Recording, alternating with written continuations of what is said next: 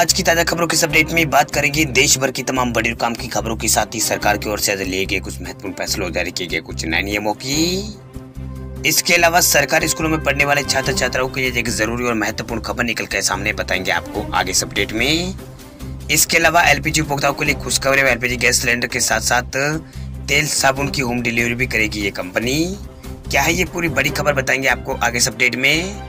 इसके अलावा राजस्थान रीट से जुड़ी एक बड़ी और महत्वपूर्ण खबर निकल के सामने बताएंगे आपको आगे इस अपडेट में। इसके अलावा इस राज्य में अब ट्रैफिक चालान पर मिल रहा है बम्पर डिस्काउंट। 1000 रुपए की पर्ची कटी तो देने पड़ेंगे सिर्फ 250 रुपए। क्या है ये पूरी बड़ी खबर बताएंगे आपको आगे इस अपडेट में। इसके अलावा इस राज्य में गरीब परिवार को बेटी की शादी की चिंता करने की जरूरत नहीं, सरकार दे रही है पूरे 1 लाख रुपए की सहायता। क्या है ये पूरी बड़ी खबर बताएंगे आपको आगे इस अपडेट में। इसके अलावा कुछ एजुकेशन और जॉब रिलेटेड महत्वपूर्ण अपडेट्स है, वही बैंकों में नौकरी तलाश करने वाले युवाओं के लिए एक जरूरी और महत्वपूर्ण खबर निकल के सामने बताएंगे आपको आगे इस अपडेट में। इसके अलावा कुछ टेक्नोलॉजी से जुड़ी बड़ी और महत्वपूर्ण खबर निकल के सामने बताएंगे आपको एक एक करके इस अपडेट में। साथ ही आज की तमाम बड़ी और काम की पूरी 20 खबरों की बात करेंगे आगे इस अपडेट में। बात करते हैं आज की पहली बड़ी खबर की। तब एलपीजी गैस सिलेंडर के साथ साथ तेल साबुन की होम डिलीवरी भी करेगी इंडेन, बेचेगी इस कंपनी की प्रोडक्ट।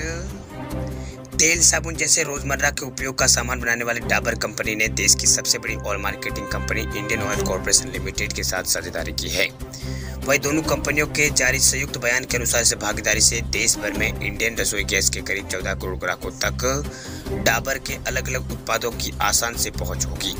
बयान के अनुसार इस साझेदारी के तहत इंडियन ऑयल के इंडियन एलपीजी वितरक डाबर के लिए यहाँ पर खुदरा कारोबार की भागीदारी यहाँ पर बनेंगे। वह अपने डिलीवरी कर्मियों के माध्यम से डाबर के सभी उत्पादों की बिक्री सीधे अपने एलपीजी ग्राहकों के परिवार को पहुंचाने में मदद करेंगे। इसके लिए इंडियन ऑयल और डाबर पूरी वैल्यू चेन से जुड़ाव को लेकर तकनीकी और प्रणाली एकीकरण का काम यहाँ पर कर रही है। बयान के अनुसार इस पहल से डाबर को इंडियन ऑयल में की यहाँ पर जो इंडियन ऑयल उसके बड़ी संख्या में भारतीय घरों तक पहुँच को लाभ यहाँ पर मिलेगा।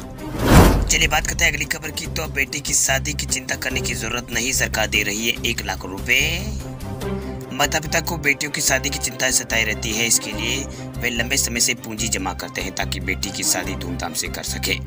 अब उन्हें बेटी की शादी के लिए अब अधिक चिंता करने की जरूरत नहीं। दरअसल सरकार अब बेटी की शादी के लिए 1 लाख रुपए देगी। दरअसल मीडिया रिपोर्ट के मुताबिक उत्तर प्रदेश में कन्या सुमंगला योजना की राशि को बढ़ा दिया गया है।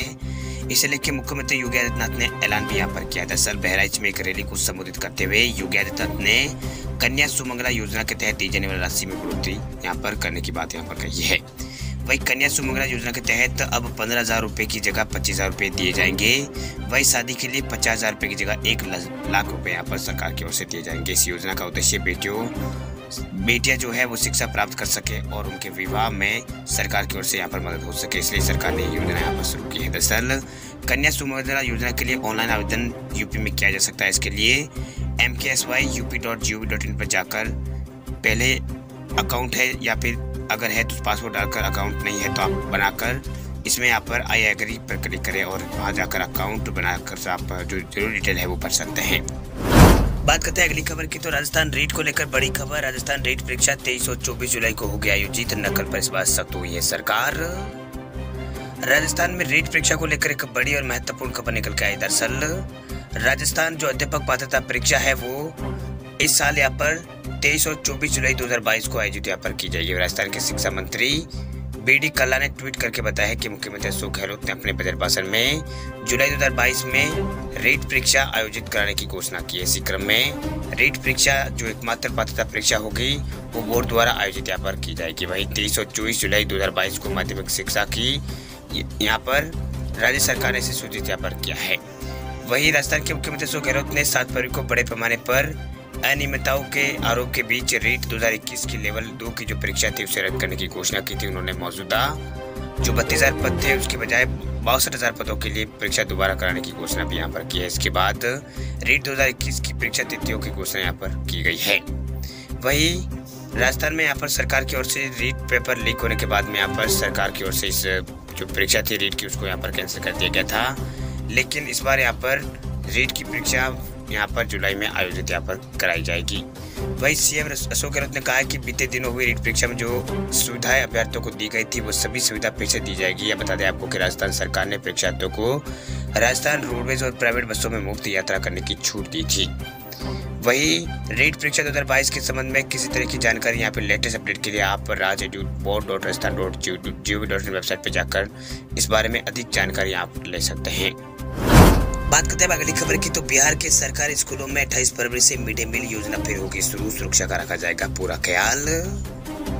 कोरोना के मामलों में कमी के बाद देश भर में सभी स्कूलों को खोला जा रहा है। कई राज्यों में पूरी क्षमता के साथ स्कूल खोले जा चुके हैं, तो कई राज्यों में कुछ लिमिट्स के साथ स्कूलों को खोला गया है। दरअसल बिहार में स्कूलों को खोलने के बाद अब मिड डे मील की शुरुआत यहाँ पर करने का फैसला यहाँ पर सरकार की ओर से लिया गया। दरअसल प्रमुख सचिव संजय कुमार ने सोशल मीडिया पर इस बात की जानकारी दी है। उन्होंने ट्वीट करके कहा है कि स्कूलों में फिर से यहाँ पर जो मिड डे मील की जो योजना है वो फिर से शुरू की जाएगी। यानी उन्होंने अपने ट्वीट में लिखा है कि बिहार में स्कूलों को फिर से खोल दिया गया है। बिहार का शिक्षा विभाग 3 महीनों के कैचअप कोर्स यहाँ पर शुरू करके सिखाने के नुकसान की भरपाई पूरी करने जा रहा है। बिहार में 28 फरवरी से जो मिड डे मील योजना है वो फिर से यहाँ पर शुरू हो रही है, यानी मध्याह्न जो भोजन है वो शुरू कर रहा है। यानी बिहार के सरकारी स्कूलों में 28 फरवरी से यहाँ पर मिड डे मील फिर से शुरू हो जाएगा। इसके अलावा शिक्षा विभाग ने स्कूलों से 28 फरवरी से स्कूलों में ऑफलाइन कक्षाओं के साथ साथ कोरोना प्रोटोकॉल के साथ मिड डे मील भोजन का संचालन सुनिश्चित करने के लिए भी कहा है। चलिए बात करते हैं अगली खबर की, तब ट्रैफिक चालान पर भी मिल रहा है बम्पर डिस्काउंट। 1000 रुपए की पर्ची कटी तो देने पड़ेंगे सिर्फ 250 रुपए। हैदराबाद, सायराबाद और रेजकोड़ा की ट्रैफिक पुलिस ने ग्रेटर हैदराबाद म्यूनिसिपल कॉर्पोरेशन के रजिस्ट्रेशन नंबर वाले वाहनों के ट्रैफिक चालान में डिस्काउंट देने का ऐलान किया। दरअसल एशिया नेट की एक रिपोर्ट के मुताबिक ये जानकारी सामने आई। दरअसल नई घोषणा 600 करोड़ रुपए के बकाया चालान की पहचान होने के बाद की गई है। वह हैदराबाद ट्रैफिक पुलिस द्वारा जारी जानकारी के अनुसार मानवता के आधार पर यह फैसला यहाँ पर लिया गया। इसमें कोविड-19 के दौरान आर्थिक तंगी के चलते वाहन चालकों को राहत दी गई है। दरअसल यहाँ पर इस जो डिस्काउंट है स्कीम के तहत 2 पहिया वाहन चालकों को कुल चालान सिर्फ 25% राशि इनको यहाँ पर चुकानी होगी। वही हल्के मोटर कारों और यहाँ पर एसयूवी और भारी वाहन चालकों को कुल चालान का 50% अमाउंट यहाँ पर देना होगा। वही यहाँ पर आरटीसी यानी रोड ट्रांसफर कॉर्पोरेशन की बस चालकों को बकाया चालान की 30% राशि यहाँ पर अदा करनी होगी। वह ट्रैफिक पुलिस ने चालान का बकाया राशि माफ करने का ऐलान यहाँ पर कर दिया है। वह तेलंगाना पुलिस के अनुसार इस डिस्काउंट का फायदा उठाने के लिए सभी चालकों को सिर्फ ऑनलाइन भुगतान का विकल्प यहाँ पर दिया गया है। चलिए बात करते हैं अगली खबर की, तो बैंकों में नौकरी की तलाश करने वाले युवाओं के लिए खुशखबरी। बैंक ऑफ बड़ौदा में बिना एग्जाम मैनेजर बनने का है सुनहरा मौका। बैंक ऑफ बड़ौदा ने मैनेजर और सीनियर मैनेजर पदों पर भर्ती के लिए आवेदन यहाँ पर मांगे हैं। इच्छुक और योग्य उम्मीदवार जो है वो इन पदों के लिए आवेदन करना जो चाहते हैं वो बैंक ऑफ बड़ौदा की जो आधिकारिक वेबसाइट है यानी ऑफिशियल वेबसाइट है bankofbaroda.in, उस पर जाकर अप्लाई कर सकते हैं। इन पदों के लिए 23 फरवरी से जो ऑनलाइन आवेदन की प्रक्रिया है वो शुरू हो चुकी है। वही इस भर्ती प्रक्रिया के तहत कुल 42 पद यहाँ पर भरे जाएंगे। वही ऑनलाइन आवेदन करने की शुरुआत जो तिथि है वो 23 फरवरी है और 15 मार्च तक आप आवेदन कर सकते हैं। टोटल जो पद है वो कुल 42 पद है। इसके अलावा यहाँ पर इसमें जो योग्यता और यहाँ पर मानदंड जो रखा हुआ है इसमें यहाँ पर हेड चार्टेड अकाउंटेंट यानी CA और पूर्णकालिक यानी MBA और PGDMM और इसके समकक्ष किसी मान्यता प्राप्त संस्थान से डिग्री यहाँ पर होनी चाहिए। साथ ही न्यूनतम 10 वर्ष का अनुभव होना चाहिए। वह सीनियर मैनेजर और चार्टेड अकाउंटेंट यानी CA या फिर पूर्णकालिक MBA और PGDMA के समकक्ष किसी मान्यता प्राप्त संस्थान से डिग्री यहाँ पर होनी चाहिए। न्यूनतम 5 वर्षों का अनुभव भी होना चाहिए। वही मैनेजर के लिए भी यहाँ पर कंप्यूटर साइंस में यहाँ पर BE या फिर BTech या फिर गणित सांख्यिकी में ग्रेजुएट यहाँ पर होना चाहिए। वही बात करते हैं अगली खबर की, तो देश में कोरोना के दैनिक मामलों में गिरावट जारी। 24 घंटों में मिले हैं 14,148 नए मरीज, 302 लोगों को हुई है मौत। भारत के अंदर कोरोना वायरस संक्रमण के दैनिक मामलों में गिरावट का दौर जारी है। पिछले 24 घंटों में देश में 14,148 नए मामले मिले हैं। वही इस दौरान 302 लोगों की पिछले 24 घंटों में मौत भी हुई है। नए आंकड़ों को मिलाकर कुल संक्रमितों का आंकड़ा भारत में 4,28,81,000 पार हो चुका है। वही अब तक 5,12,000 से अधिक लोगों की मौत भी हो चुकी है। फिलहाल 1,78,000 के आसपास एक्टिव केस यानी इलाज करा रहे मरीजों की संख्या यहाँ पर 1,78,000 के आसपास है। वही देश में फिलहाल यहाँ पर 1,78,000 के आसपास एक्टिव केस है, जबकि 4,22,00,000 से अधिक लोग ठीक भी हो चुके हैं। वही MP में पिछले 24 घंटों में कोरोना संक्रमण के 790 नए केस सामने आए। इस दौरान संक्रमितों की संख्या यहाँ पर बढ़कर 10 लाख पार हो चुकी है। स्वास्थ्य विभाग के अधिकारी ने जानकारी दी है। वही अधिकारी ने कहा है कि पिछले 24 घंटों में प्रदेश में 2 लोगों की मौत हुई है। वही इसे मिलाकर कुल राज्य में अब तक 10,000 से अधिक लोगों की यहाँ पर मौत हो चुकी है।